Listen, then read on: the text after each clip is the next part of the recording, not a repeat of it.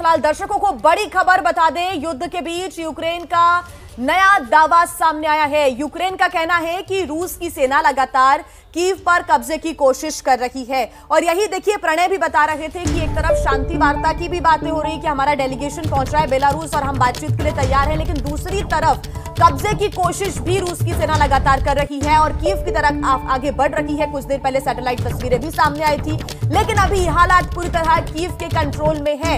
Ukraine ने रूस की सेना को बड़ा नुकसान पहुंचाने का दावा किया है। कल भी यूक्रेन ने यह दावा किया था कि उनके ही कब्जे में है अभी कीव और कीव में शांति है, लेकिन लगातार कीव में रात भर बम धमाकों की आवाज आई है। एयर अलर्ट भी जारी किया गया है। नीरज हमारे साथ लगातार जुड़े हुए हैं।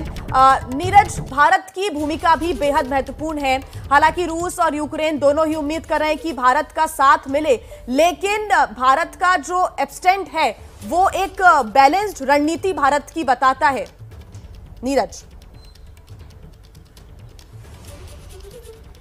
बिल्कुल आपने ठीक कहा। और जो हमने देखा कि जो बीती रात जो वोटिंग हुई थी उसमें भी भारत ने एक बार फिर से अनुपस्थित रहा, ये कहते हुए कि दोनों ही पक्षों से यानी कि यूक्रेन और रूस को जो अगर पहुंच सकते हैं तो सिर्फ वो वही देश कर सकते हैं, हमें एक पक्ष की तरफ नहीं जाना है, दोनों पक्षों को साथ लेकर चलना है। और साथ ही भारत ने साफ कहा कि क्योंकि भारतीय फंसे हुए हैं, यूक्रेन में फंसे हुए हैं और वो तभी निकाले जा सकते हैं वहाँ पर सुरक्षित जबकि दोनों देशों के साथ बातचीत चल रही होगी। इसीलिए भारत जो है फूंक फूंक कर कदम रख रहा है। हालांकि यूक्रेन की तरफ से कहा गया था, जब भाषण हुआ यूक्रेन के जो डेलीगेट थे वहां पर यूएन में, उन्होंने कहा था कि अगर आपके लोग फंसे हुए हैं तो आपको इस बात का ध्यान रखना चाहिए कि आप किसकी पक्ष में हैं। लेकिन भारत ने साफ कर दिया है कि वो ना तो रूस के पक्ष में सीधे तौर से है और ना ही यूक्रेन के। भारत ने अपना स्टैंड शुरू से क्लियर रखा है कि सबसे अहम वो लोग जो भारतीय वहां पर फंसे हुए हैं उन्हें निकालना हमारी जिम्मेदारी के साथ साथ हमारी प्राथमिकता भी है। ठीक है नीरज, आप रहिएगा मेरे साथ। अब कर्नल दानवीर, क्योंकि कीव पर कब्जे की कोशिश लगभग जब से शुरुआत हुई है इस हमले की, रूस ने जब से घुसपैठ की तब से की जा रही है, लेकिन ये इतना आसान होता दिख नहीं रहा कि कीव पर कब्जा हो जाए रूस का।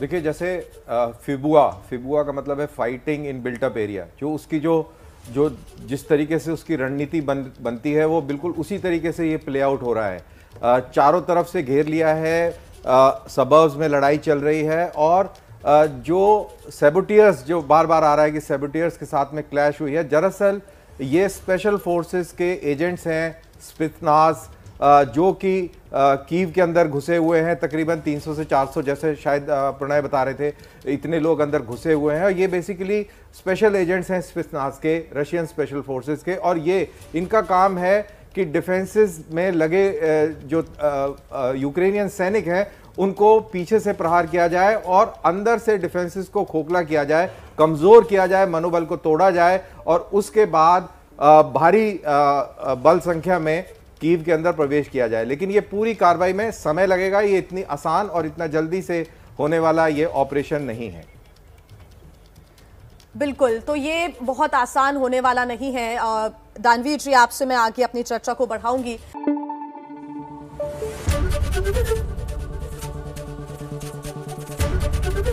एबीपी न्यूज आपको रखे आगे।